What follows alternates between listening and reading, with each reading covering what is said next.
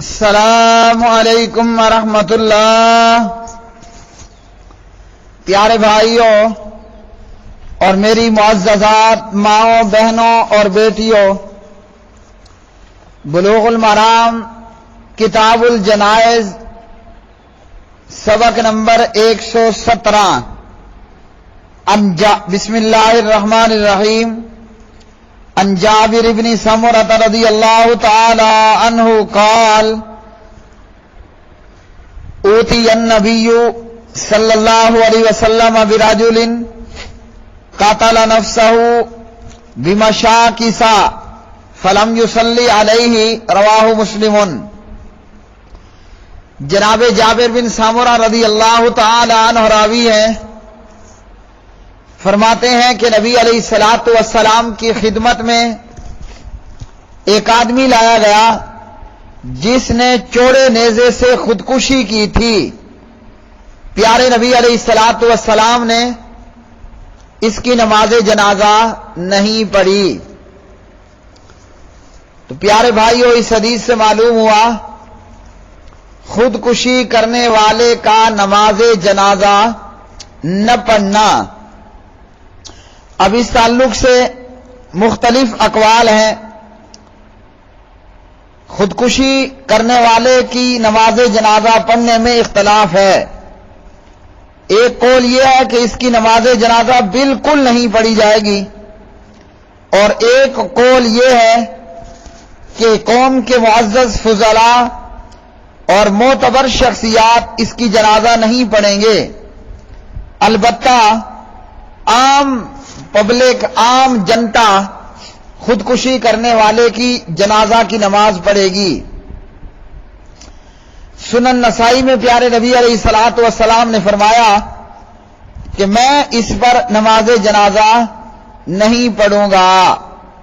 نسائی باب ترک الصلاۃ علی من قتل نفسہ، حدیث نمبر 1966۔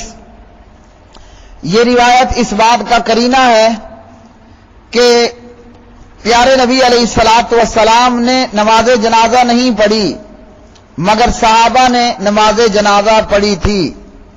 جیسے شروع میں نبی علیہ الصلوۃ والسلام مکروہ شخص کا جنازہ نہیں پڑھتے، البتہ صحابہ کو فرما دیتے کہ تم اس پر جنازہ جو ہے وہ پڑھو۔ تو معزز اور علماء جید ایسے انسان کا جنازہ نہیں پڑھیں گے، عام پبلک، عام مسلمان اس کی نماز جنازہ کی نماز ادا کریں گے۔ اور یاد رکھیے کہ خودکشی جو ہے یہ کبیرہ گناہ ہے۔ خودکشی کرنے والا کافر نہیں ہوتا، اپنی سزا بھگتے گا جب تک کہ بھگتے گا، اور انشاءاللہ بالآخر جنت میں جائے گا۔ اگلی حدیث عن ابی ہریرہ رضی اللہ تعالی عنہ فی قصۃ المرأة التي كانت تقم المسجد قال فسأل عنها النبي صلی اللہ علیہ وسلم فقالوا ماتت فقال افلا كنتم آذنتموني فكأنهم صغروا امرها فقال دلوني على قبرها فدلوه فصلى عليها متفق عليه۔ وزاد مسلم ثم قال ان هذه القبور مملوءة ظلمة على اهلها وان الله ينورها لهم بصلاة عليهم۔ ابو ہریرہ رضی اللہ تعالی عنہ راوی ہیں، نبی علیہ الصلوۃ والسلام نے مسجد نبوی صلی اللہ علیہ وسلم میں جھاڑو دینے والی خواتین کے تعلق سے پوچھا، تو پیارے نبی علیہ السلام کو بتایا گیا کہ وہ بی بی فوت ہو چکی ہے۔ آپ نے فرمایا تم نے مجھے کیوں نہیں اطلاع دی؟ صحابہ نے اس خاتون کے معاملے کو معمولی خیال کیا۔ آپ علیہ السلام نے فرمایا مجھے اس خاتون کی قبر بتاؤ۔ آپ کو قبر بتا دی صحابہ نے، چنانچہ آپ نے اس خاتون کی قبر پر نماز جنازہ پڑھی۔ بخاری مسلم اور مسلم نے اتنا اضافہ نقل کیا کہ آپ نے فرمایا یہ قبریں اہل قبور کے لیے اندھیروں سے بھری ہوئی ہیں، اور اللہ تعالیٰ میری نماز سے یعنی نماز جنازہ میری نماز سے ان کی قبروں کو ان کے لیے روشن کر دیتا ہے۔ پیارے بھائیو، اس حدیث سے بہت سے مسائل کا علم ہوا۔ نمبر 1 یہ کہ مسجد کی خدمت کرنا، مسجد میں جھاڑو دینا، مسجد کے اندر صفائی کا اہتمام کرنا، یہ بڑی ہی فضیلت اور درجے والا کام ہے۔ جیسا کہ اللہ سبحانہ و تعالی نے اپنے خلیل ابراہیم اور فرزند ابراہیم جناب اسماعیل علیہ السلام دونوں کو یہ حکم دیا ان طاہرا بیتی للطائفین والعاکفین والرکع السجود۔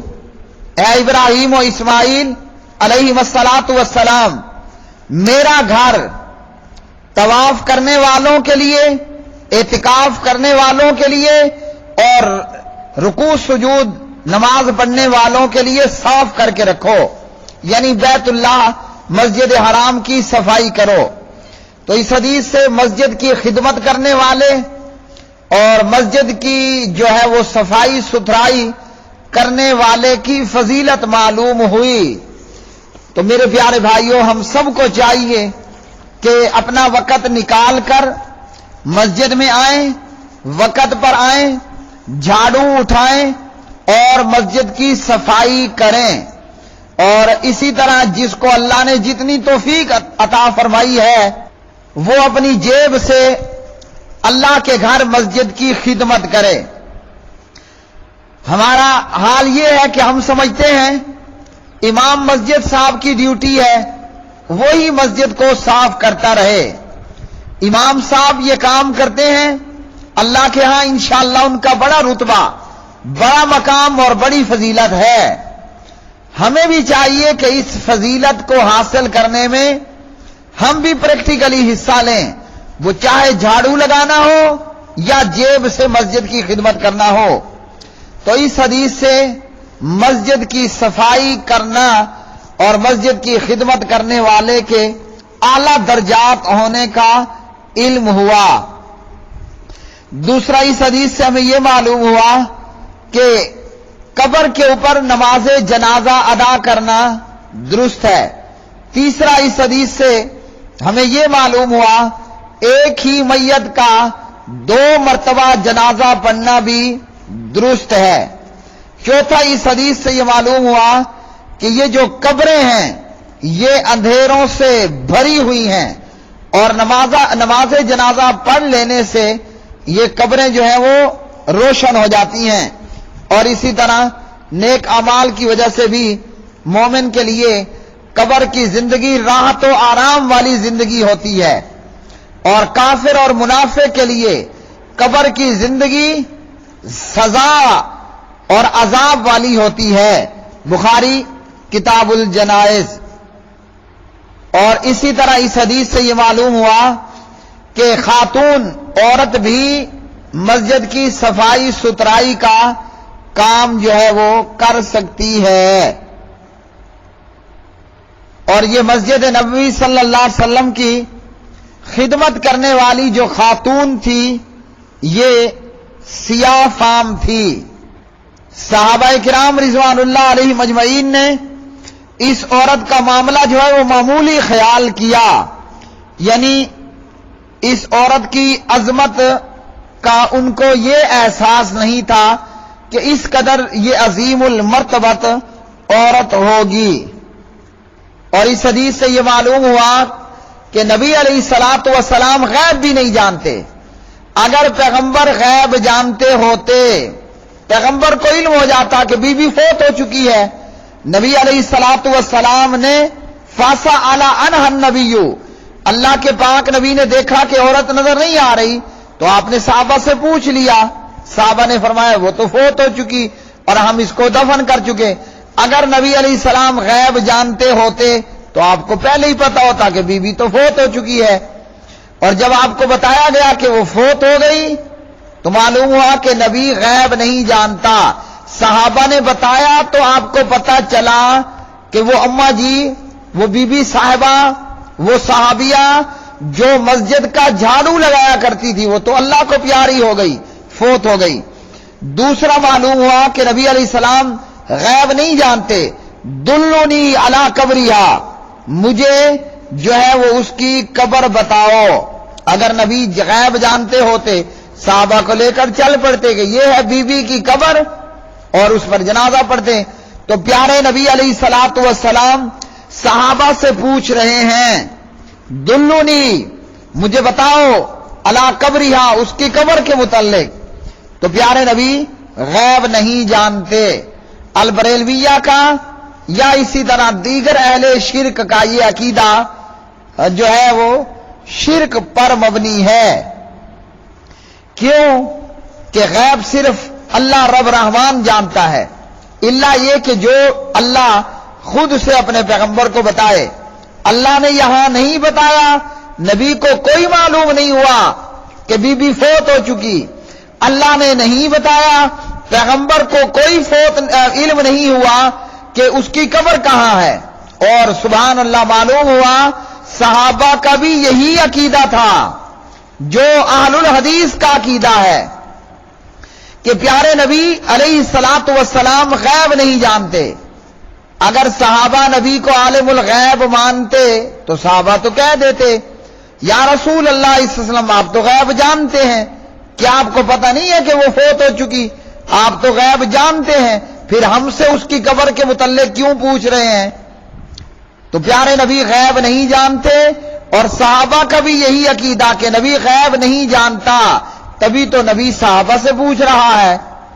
اور یہی عقیدہ جو صحابہ کا، جو نبی کا کہ نبی غیب نہیں جانتا، وہی عقیدہ اہل الحدیث کا کہ نبی علیہ الصلوۃ والسلام غیب نہیں جانتے۔ اور اہل شرک البریلویہ اور دیگر کا یہ عقیدہ کہ پیغمبر اور ولی، نبی اور رسول غیب جانتے ہیں، یہ عقیدہ شرک پر مبنی ہے۔ کیوں؟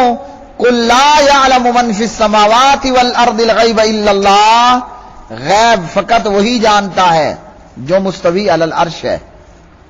اور اس حدیث سے ہمیں یہ معلوم ہوا کہ پیارے نبی علیہ الصلوۃ والسلام ایک ادنا سے ادنا صحابی اور ایک ادنا مسلمان سے بھی اتنی محبت اور اتنا پیار کیا کرتے تھے۔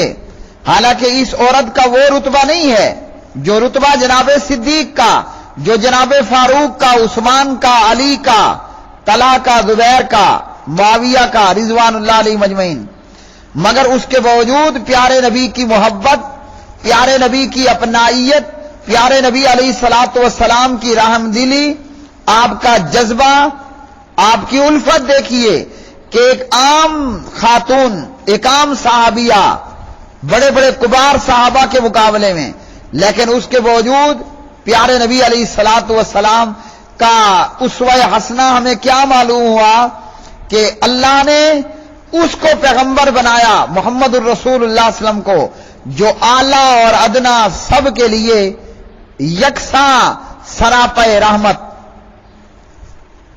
میرے پیارے بھائیوں، آج کے سبق سے ہمیں معلوم ہوا خودکشی کرنے والے کا نماز جنازہ بڑے اور اولو العزم لوگ نہیں پڑھیں گے، عام مسلمان پڑھ لیں گے۔ اور آج کے سبق سے ہمیں معلوم ہوا کہ قبر کے اوپر بھی نماز جنازہ ادا کیا جا سکتا ہے۔ وآخر دعوانا ان الحمد للہ رب العالمین۔